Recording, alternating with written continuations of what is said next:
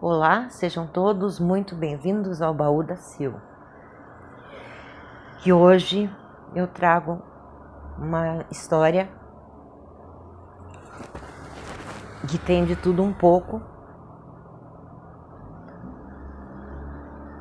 que começa no ano de 1912, quando o Dr. Virgílio César dos Reis, um famoso médico rico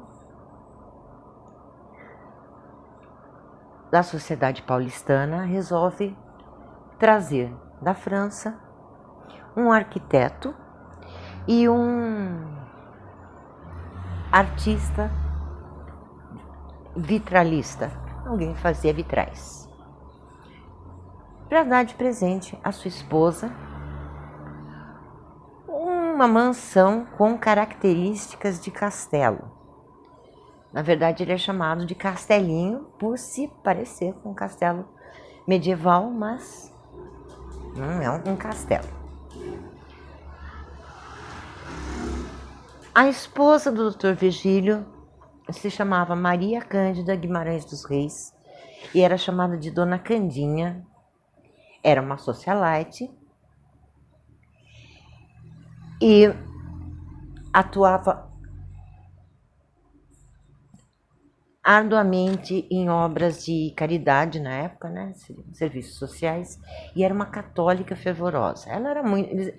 Eram pessoas muito queridas. E eles tiveram 2 filhos, Álvaro e Armando. Segundo contam, 2 queridos também como os pais, mas com personalidades absolutamente diferentes. Eles eram parecidos fisicamente, mas o Armando era o bom moço, o responsável, o compenetrado, todo certinho. Enquanto o Álvaro era o playboyzão da época, mas também era muito querido, gostavam muito dele. E, sabe, para fazer esse vídeo eu tive que pesquisar, assistir muita coisa. Existe muita informação conflitante, mas existe uma abençoada de uma pesquisadora que fez um trabalho maravilhoso, foi atrás de tudo, ela passou anos em cima disso. Depois eu deixo o vídeo dela fixado no primeiro comentário. E os 2 se formaram em direito, mas o Álvaro já era mais o atleta, ele era um exímio patinador. E a família era muito rica. Até hoje não se sabe ao certo todas as propriedades que eles tinham, além do castelinho, de alguns prédios nas casas próximas.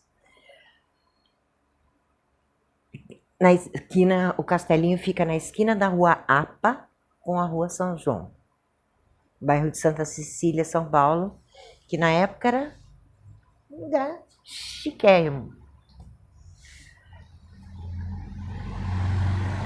E eles faziam muitas festas, então assim, quem conheceu o castelinho por dentro na época diz que era assim, chiquérrimo, vitrais, mármores, portas cheias de vitrais, que tinha vitral para tudo quanto era lado. E, inclusive, no teto, bem no centro da casa, tinha uma pirâmide, que era um vitral, em formato de pirâmide, que em noites de lua cheia, a lua entrava e refletia na mesa de jantar.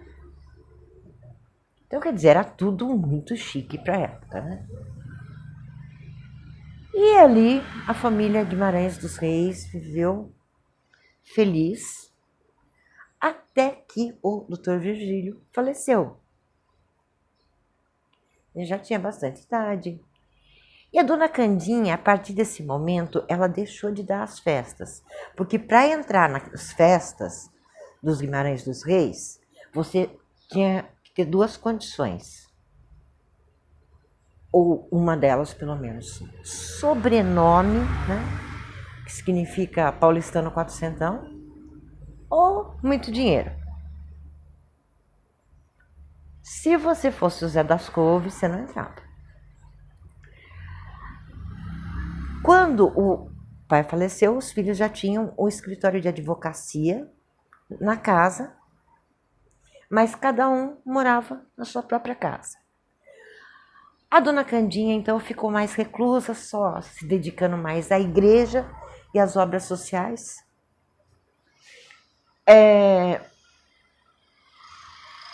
E moravam com ela na casa dois casais que eram os empregados. Eles moravam num prédio anexo, uma construção que ficava no quintal.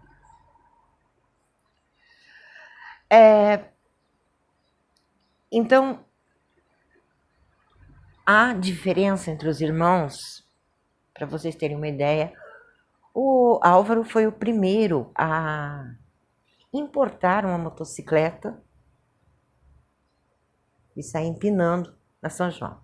E ele era exímio patinador e atleta também, namorador, mas era muito querido. Falavam que, assim, nunca se encontrou nada que fosse além da extravagância dele, né? E a namorada dele na época, a Baby, que também é conhecida como o Anjo do Castelinho, ela, até o final da vida, ela sempre disse que ele era um amor de pessoa. Porém, depois do falecimento do pai, enquanto o Armando trabalhava no escritório e administrava todos os bens da família, que incluía o Cine Broadway, na Avenida São João, que era um cinema chique. O Álvaro foi para a França passar uma temporada lá. E em Paris ele conheceu o rink de patinação no gelo. Aí ele chegou e ninguém sabe dizer se na época alguns desses amigos paulistanos quatrocentões estavam com ele. O fato é que ele já teve a ideia, já falou, vamos fechar o cinema, que dava lucro para a família também, e vamos construir lá. E trouxe alguns paulistanos para isso. E ele assinou um monte de nota promissória. Até que chegou um momento que começou a dar muita briga na família, porque ele descobriu que essas notas foram adulteradas e que colocaram 0 a mais. Tem muita história mal contada. O fato é que no dia 12 de maio de 1937, o Álvaro estava na casa dele com a Baby, a namorada, e a Baby contava que ele recebeu um telefonema do Castelinho e foi para lá, mas disse que tudo bem, tudo tranquilo.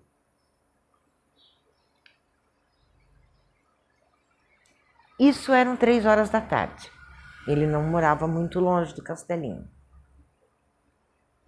E ele ficou por lá, não voltou, não deu satisfação. Não se sabe. O fato é que, no dia seguinte, por volta das 9 horas da manhã, a cozinheira, que morava com o marido, que também era empregado da casa, na Casa dos Fundos, entra na sala e se depara com uma cena dantesca. os 3 corpos, os 3 membros da família Guimarães dos Reis. Álvaro e Armando, lado a lado. Armando com os olhos abertos. Isso tem foto de monte na internet para provar. Dona Candinha embaixo da escada. Ela chamou a polícia, que começou as investigações, e aconteceu muita coisa estranha nessa época das investigações. E é lógico, como a família era rica e famosa e bastante querida, já veio tudo quanto foi jornal e curioso e tudo. E segundo pesquisas, o laudo da polícia técnica não bate com o laudo da autópsia.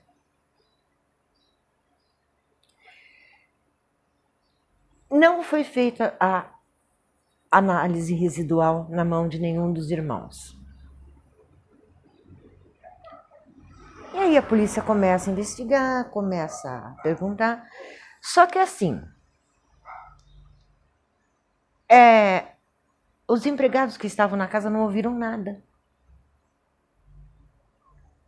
Gente, em 1937, São Paulo não era a muvuca que é hoje. À noite já estava tudo mais calmo, até mesmo na Avenida São João, né?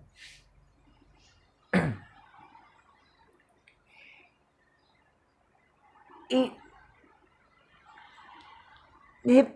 eles não ouviram nada. Ela disse que foi uma total surpresa. A outra empregada e o marido ou namorado estavam de folga. O fato é que eles sumiram. Nunca mais ninguém conseguiu encontrar os dois. E a investigação começou. Já no primeiro dia, uma coisa muito estranha acontece. A viatura da polícia técnica estava levando todo o material fotográfico feito no local, que na época eram umas placas de vidro. No bairro de Perdizes, a viatura sofreu um acidente, capotou. E todas as placas se quebraram. E os documentos e papéis coletados na casa sumiram. Aí, durante um ano, foi feita a investigação.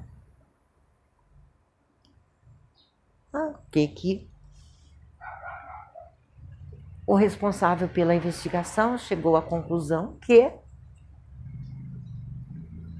foi um duplo homicídio seguido de suicídio, porque Álvaro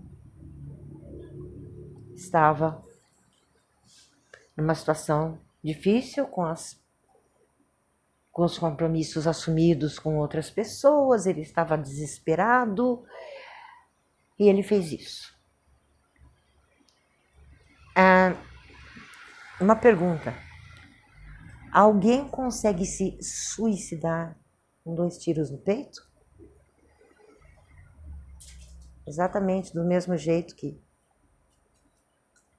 estava meu irmão, de olhos abertos, quer dizer, segundo eu apurei, o defunto de olho aberto, que foi pego de surpresa, foi algo muito... Aí, Dona Candinha supostamente teria levado... Tem que tomar cuidado com as palavras aqui. Só que descobriram que um foi na nuca. Ou seja, ela estava se movimentando. E a roupa dos filhos tinha respingos do sangue da mãe. Só que de repente some tudo, ninguém mais tem acesso. E na época existia uma lei que o Getúlio Vargas criou,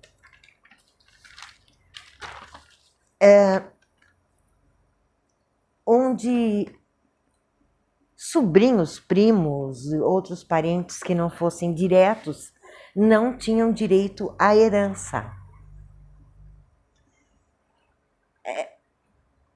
Essa lei ela foi aprovada.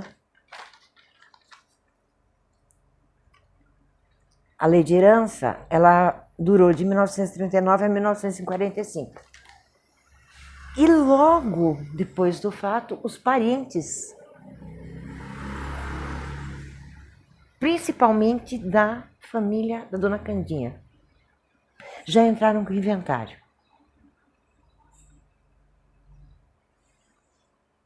Bom, esse inventário, segundo a pesquisadora maravilhosa que eu assisti as entrevistas dela, o processo todo ele tinha 8 volumes. Ela ouviu da boca de um dos advogados que ele tinha 8 volumes. Tinha muita coisa que já estava no Supremo Tribunal Federal. Só que no ano de 1978, o último sobrinho da Dona Candinha, conhecido apenas como Fábio, faleceu. Então seria o último suposto herdeiro. E o processo sumiu. Agora me diz uma coisa. Se essa lei de herança durou de 39 a 45. Nesse caso, não tendo filhos ou irmãos, assim, os bens iam todos para a União. Entenda-se, federal. E de repente, logo no início já, a União já se apropriou de tudo. Mas era muita coisa, era muito dinheiro, era muita coisa. Então, coisas estranhas. Os dois caídos lado a lado, dois disparos no peito. A mãe com mais ferimentos, inclusive um na nuca, que supostamente não era da arma do Álvaro, que estava no local, registrada no nome dele.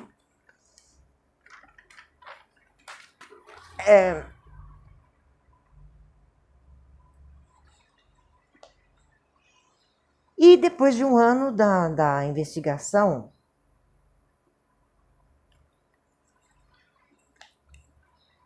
o delegado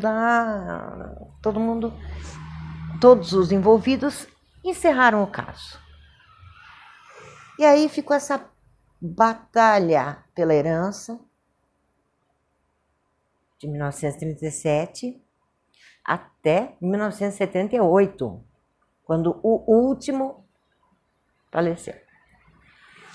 Então, pessoas próximas à família, pessoas conhecidas,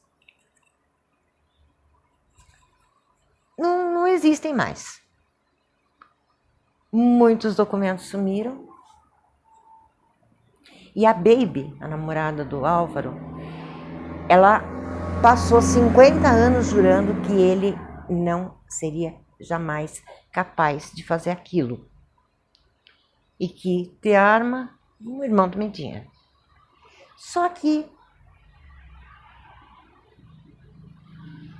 é aquela história mal contada, um canhoto que está segurando a arma assim com a mão direita, o estranho suicídio.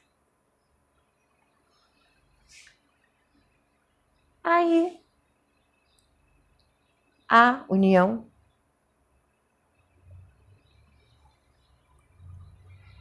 transformou o Castelinho em uma hospedaria para artistas. Inclusive, na década de 40, o comediante Anquito viveu lá. E ele foi um dos primeiros a falar sobre a atividade paranormal que acontecia na casa. Ele via uma mulher descendo a escada. Ele via um andando na parte de cima, outro na parte de baixo. Às vezes surgia um rosto de mulher na janela.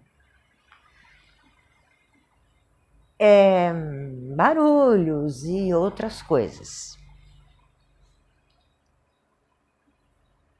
No fim, deixou de ser a hospedaria, aí a União passou a alugar o Castelinho como para produtoras de cinema, de TV. E vários filmes foram rodados lá. Inclusive um dos filmes do Zé do Caixão. Saudade do Zé. E na época dessa gravação aconteceu um problema lá com o equipamento e começou um princípio de incêndio. O pessoal que estava lá chamou os bombeiros e os bombeiros já chegaram com as mangueiras, escadas, tudo, foram quebrando os vitrais, principalmente a pirâmide. Aí já não pôde ser usado mais, porque a água da chuva entrava toda por lá e o Estado não tinha o menor interesse em restaurar. Então, por 3 décadas, ele ficou no abandono. Tinha um segurança que ficava na porta. Aí vizinhos, na época, ouviam gritos, pedidos de socorro. Por favor, não faça isso. Diz que aquilo ecoava na noite. Aí teve até a equipe do Ghost Hunt estadunidense fazendo uma investigação paranormal.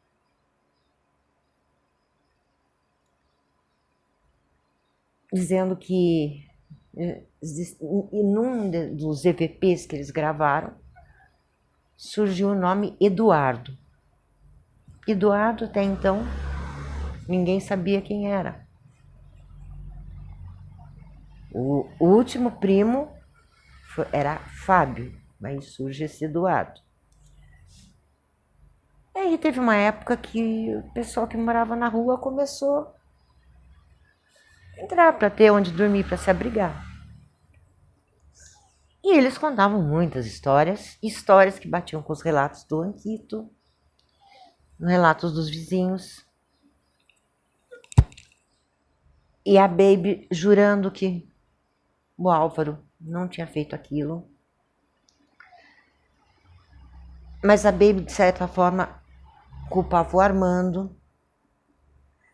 Só que é tudo muito estranho. Se você pesquisar, é que eu não posso mostrar aqui, no Google, Castelinho da Rua Apa, a forma que aparecem os corpos dos irmãos. Aí chegou no começo, na década de 90, fim da década de 80, a dona Maria Eulina, que tem a ONG Clube de Mães do Brasil, que é um trabalho maravilhoso. ela sonhou em restaurar o castelinho para fazer ali uma obra social. Aí a pesquisadora Susan, lutando pelo tombamento do prédio histórico. Então, essas duas mulheres lutaram. E a Mariolina, ela passou um tempo morando na rua quando ela veio do Maranhão para cá, e ela dizia que ela sempre ia lá e ela pedia para o segurança deixar ela entrar. Ele dizia não pode, mas ele deixava a porta aberta e ela espiava. E ela nutriu aquele sonho até que ela começou. Hoje, o prédio pertence ao INSS e foi restaurado com a ajuda do governo do estado de São Paulo. Tá lindo. O Clube de Mães vai usar uma parte para eventos, outra parte para oficinas de música, de costura, de culinária, para crianças e adolescentes. Principalmente, ela quer salvar os que estão envolvidos com a marmita da droga. É um trabalho maravilhoso, realmente. Agora, quanto a... Tem muita gente que jurava que tinha uma terceira ou até uma quarta pessoa ali no momento, que não eram só os três. Apesar de que tem um investigador paranormal, que ele é médium, sensitivo, que ele entra lá e ele fala que está escrito que foi o Álvaro. Mas é uma coisa muito estranha. Porque quando eu morava em São Paulo, eu ia lá xeretar. Eu fui no Clube das Mães para conhecer. Porque na época teve um Linha Direta, aquele programa, sobre o Castelinho, mostrando a Dona Mariolina. Eu fiquei encantada. Eu falei, nossa, eu morei em Santa Cecília e eu lembro desse predinho. Mas, enfim, até hoje é um crime não solucionado. Mas por que eles estão lá? Por que eles ficam presos no lugar? Porque eles querem justiça. Eles querem a verdade. Quando a história contada e repetida é falsa, o espírito não vai para a luz. Ele fica preso ali. Ou porque tinha negócios inacabados, ou porque quer justiça. O pessoal fala assim, era muito apegado à matéria. Não é só isso. Não é só isso. Tem várias coisas. Ou então é porque era assim, uma alma sofredora. E isso vai continuar enquanto a justiça não for feita de fato.